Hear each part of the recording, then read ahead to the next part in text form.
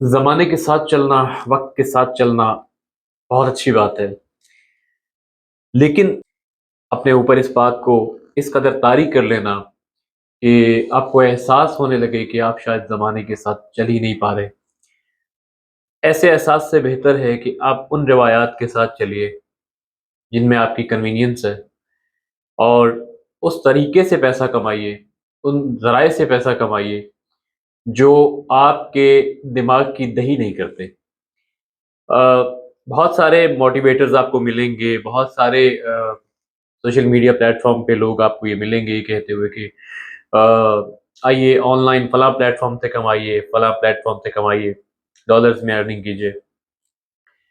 लेकिन जब से दुनिया बनी है, दुनिया में मिलियनेयर्स, मल्टी मिलियनेयर्स, बिलियनेयर्स हर तरह के लोग इस आसमान ने अपने नीचे और ज़मीन ने अपने ऊपर देखे।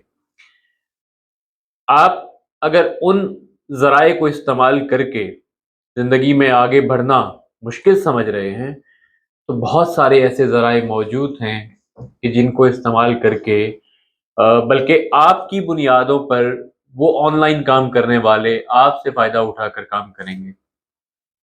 फ़र्ज़ कीजिए कि ये एक प्रोडक्ट है, एक एबीसी, एक्सवाईज़ी कोई भी चीज़ है। अगर ये प्रोडक्ट अमेज़न पर सेल होता है या किसी और प्लेटफ़ॉर्म पर सेल होता है ऑनलाइन, किसी भी प्लेटफ़ॉर्म पर अगर ये ऑनलाइन सेल हो रहा है, तो कहीं बनाया जा रहा है, इसकी मैन्युफैक्चरिंग हो रही है, कुछ मटीरियल यूज़ हो रहा है, कुछ इसमें कुछ कोई फैक्ट्री होगी जो इसको बना रही है। वहाँ से वो जो सेलर्स हैं, वो जो आपको मोटिवेट करते हैं, वो वहाँ से उठाकर ये मार्केट में सेल करते हैं। ऑनलाइन वर्किंग क्या है? ऑनलाइन वर्किंग यही है कि आपका प्रोडक्ट चाहे वो टेंजिबल हो, चाहे इनटेंजिबल हो, चाहे वो फिज़िकली एग्ज़िस्ट करने वाला हो, फिज़िकल एग्ज़िस्ट ना करता हो, वो आपका वीडियो कंटेंट हो, आपका ऑडियो कंटेंट हो, कोई भी प्रोडक्ट आपका अगर है, कोई इमेज है, कुछ भी है, तो वो सेल करने के लिए वो प्लेटफ़ॉर्म्स होते हैं। वो प्लेटफ़ॉर्म्स आपको प्रोवाइड करते हैं वो अपॉर्च्युनिटीज़ कि यहाँ आप पब्लिक के सामने अपना प्रोडक्ट रख सकते हैं। अब वो प्रोडक्ट पब्लिक के सामने रखने के लिए उस प्रोडक्ट का मौजूद होना बहुत ज़रूरी है। कोई चीज़ होगी तो बेची जाएगी, मौजूद होगी तो। आज मैं जिस मौज़ू पे आपसे बात करने वाला हूँ कि बिज़नेस प्लान्स के लिए कोई भी बिज़नेस करना हो अगर, कोई भी बिज़नेस, एक तो वो हमारी नीश है कि हम किस बिज़नेस पे काम करेंगे, क्या चीज़ हम आपके सामने वो चीज़ें मैं लाकर रखता हूँ कि किस्म का बिज़नेस जो है वो आपके लिए कन्वीनिएंट है। आज हम इस मौज़ू पे बात करेंगे कि कोई भी बिज़नेस है तो उसे करना कैसे है? वो क्या स्ट्रैटेजीज़ हैं, क्या चीज़ें हैं, क्या पॉइंट्स हैं, जो आप माइंड में रखकर किसी भी बिज़नेस की इब्तिदा करते हैं? सबसे पहला नुक्ता उसमें ये होता है कि आपकी जो जिस जिस जिस निश में आप जाना चाहते हैं, वो प्रोडक्ट क्या है और उसकी डिमांड क्या है? फ़र्ज़ कीजिए कि अगर आप मार्केट में एक शर्ट इंट्रोड्यूस कराते हैं, तो ऑफ़ कोर्स आपको पता है उस किस्म की शर्ट्स पहनने वाले लोग मुझे कहाँ मिलेंगे।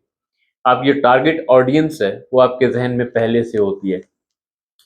अच्छा, एक पॉइंट ये होता है कि आपकी टारगेट ऑडियंस क्या है और एक पॉइंट ये होता है कि आपका सप्लायर कौन है? आप कहाँ से उठाकर क्या चीज़ कहाँ पे सेल करेंगे या अगर मैन्युफैक्चरिंग करेंगे, खुद करेंगे तो उसका रॉ मटेरियल कहाँ से उठाएँगे? तो वो एक सप्लाइंग चैनल आपको चाहिए होता है।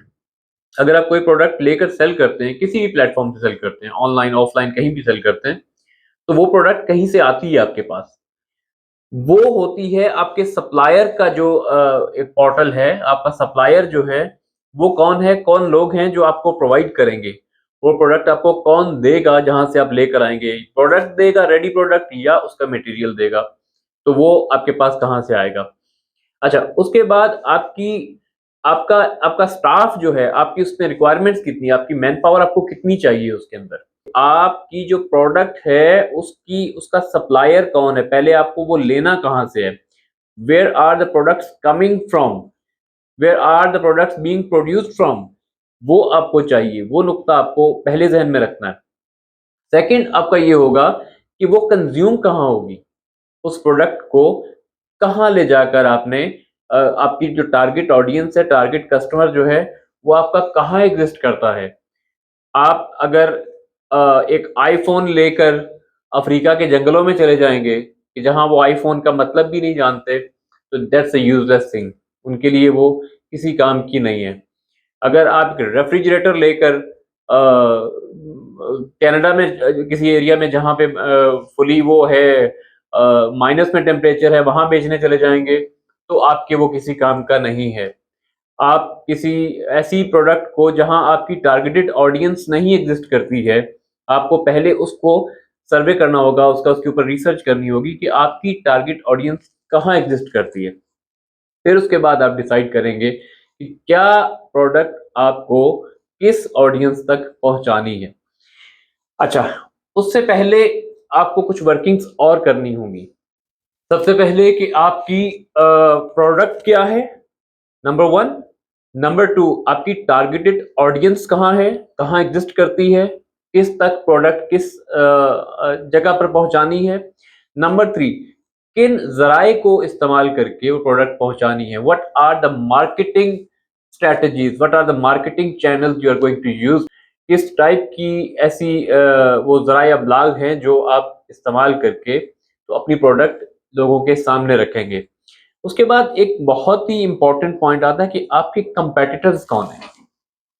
यानी जो प्रोडक्ट आप चूज़ कर रहे हैं, अगर आप वो सेल करना चाह रहे हैं, तो वो पहले से मार्केट में कौन-कौन सेल कर रहा है, किस टाइप के लोग हैं। हाई कंपटीशन वाली प्रोडक्ट में जाना अ, इसमें दोनों एस्पेक्ट्स निकलते हैं कि हाई कंपटीशन इसीलिए है कि उस प्रोडक्ट की डिमांड बहुत ज़्यादा है। अगर आप यूनिक कंपटीशन वाली उस प्रोडक्ट को चूज़ करेंगे जिसमें जो काम कोई नहीं कर रहा, तो उसमें भी कामयाबी के अपने चांसेस हैं। यानी आपको ऐसी प्रोडक्ट जो पहले बहुत कम लोग सेल कर रहे हैं या कोई ऐसी यूनिक चीज़ है जो एक्ज़िस्ट ही नहीं कर रही है पहले से।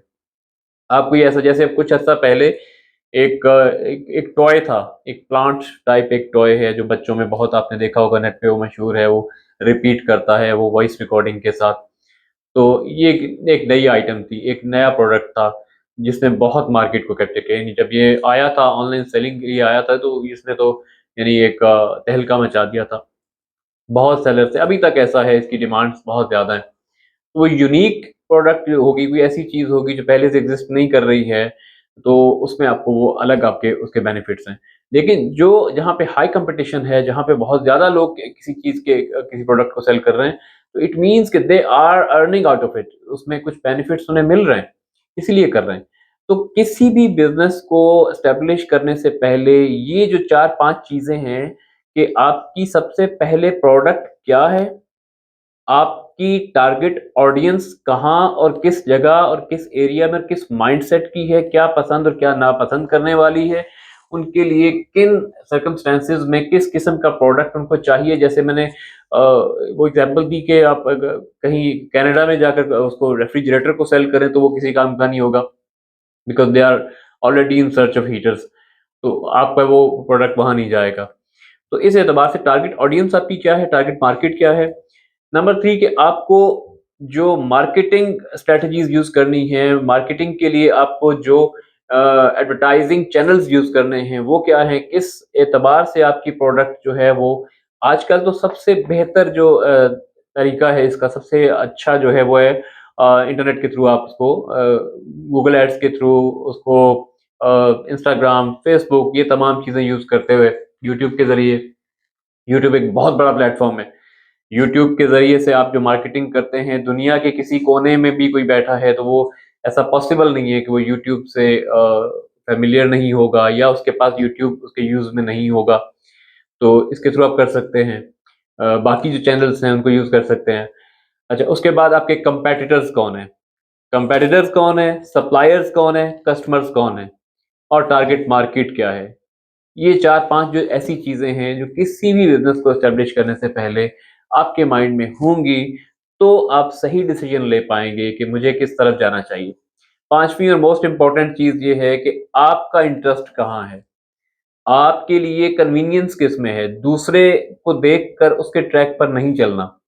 उसका मिज़ाज अपना है, उसकी सक्सेस का राज़ उसके मिजाज में छुपा हुआ है। एक शख्स है जो बना ही इस मिजाज का है कि जो एक एक्स टाइप बिजनेस को वो बहुत अच्छे से चलाकर चल रहा है, प्रॉफिट कमा रहा है, और आप वाई टाइप के बिजनेस के माइंडसेट के बंदे हैं, तो आपको वो फिट नहीं बैठेगा। आपने ये नहीं देखना कि किसको कितना प्रॉफिट हो गया। समटाइम्स बहुत सारे लोग एक फील्ड में बहुत ही अनसक्सेसफुल रहते हैं, लॉस करके चले जाते हैं, बिल्कुल तबाह होकर उठ जाते हैं वहां से, और वहीं से टेक ओवर करने वाला एक और शख्स आएगा जिसके अंदर अपना एक पैशन ऐसा होगा जो उसी चीज को यानी मट्टी से सोना बना लेगा। तो ऐसी चीजें होती हैं। समटाइम्स आपने देखा होगा कि आप कोई पुरानी गाड़ी है, आप उकता चुके हैं उससे, आपका दिल भर गया उससे, आपको अच्छी नहीं लग रही है, आप बेचना चाहते हैं, आप औने-पौने में उसे बेच देते हैं। अब 1 महीने बाद जिसे बेची होती है वो शख्स आपको नज़र आता है और वही गाड़ी उसके पास होती है। अब जो उसका पैशन था, उसका जो शौक था, उसने जो उसको सेटिंग्स कराई, जो उसने खर्चे किए, तो आपको उसे देख के वो दिल चाहता है कि ये गाड़ी मैंने क्यों बेच दी? मसला ये है कि हम जहाँ पे अपना इंटरेस्ट लूज़ करते हैं, जिन चीज़ों में हमारा पैशन डाउन हो जाता है, वहाँ पे सक्सेस मुमकिन नहीं रहती। कामयाबियाँ जज़्बात से जुड़ी होती हैं, एहसासात से जुड़ी होती हैं।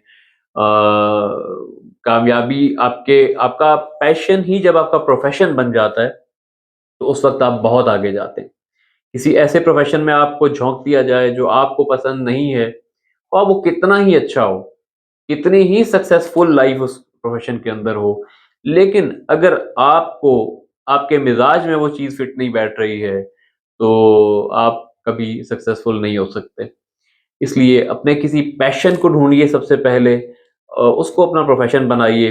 बिज़नेस को स्टार्ट करने से पहले ये पॉइंट्स, आपकी टारगेट ऑडियंस, आपका टारगेटेड प्रोडक्ट, आपके सप्लायर्स, आपके कॉम्पिटिटर्स, ये कुछ चीज़ें ऐसी हैं जो आप अपने ज़हन में रखिए, और इसको लेकर आप चलेंगे तो सक्सेस मिलेगी। अगर आपने यूँ ही किसी को देख कर के फलाँ शख्स ने तो इतना इस फ़ील्ड से कमा लिया, तो मैं भी कमा सकता हूँ। This will be a wrong approach. इसके साथ आप कामयाब नहीं हो सकते, क्योंकि वो जो दूसरे ने कमाया, दूसरे ने अर्न किया, दूसरे ने जो सक्सेस देखी उसमें, वो मुमकिन है कि उसका पैशन हो। उसमें उसकी उसकी आप उसकी सक्सेस के एंड रिजल्ट को देख रहे हैं। उसकी उसकी ट्रैवल हिस्ट्री को नहीं देख रहे हैं, उसकी जर्नी को नहीं देख रहे हैं आप, कि जो जहाँ से जिन स्टेप्स के साथ वो चल के आया, वो अलग है। हो सकता है कि आप उसकी कामयाबी से इम्प्रेस हो गए हों, लेकिन उसकी एफर्ट्स आपका मिज़ाज गवारा ही ना करे, जो एफर्ट्स उसने किए हैं। तो इसलिए किसी की सक्सेस के ऊपर बेस करता हुआ डिसीजन मत लें।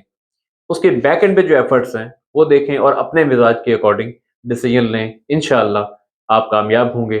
आज का ये सिर्फ़ एक जेनेरिक टॉपिक था कि किसी भी बिज़नेस को एस्टेब्लिश करने के लिए क्या पॉइंट्स हैं ऐसे जो आपके ज़हन में होने चाहिए और क्या ज़रूरी है। सबसे ज़रूरी यही है कि आपको उस काम के अंदर, उस फ़ील्ड के अंदर आने का पैशन आप में हो। आप उस फ़ील्ड को पसंद करते हो। अगर आप उसको पसंद नहीं करते, तो जितनी भी प्रॉफ़िटेबल है, आप इंटरेस्ट लूज़ करेंगे तो वो आपको लॉस करेगी, वो प्रॉफ़िट नहीं देगी। मिलते हैं नेक्स्ट वीडियो में, तब तक के लिए खुदा हाफ़िज़।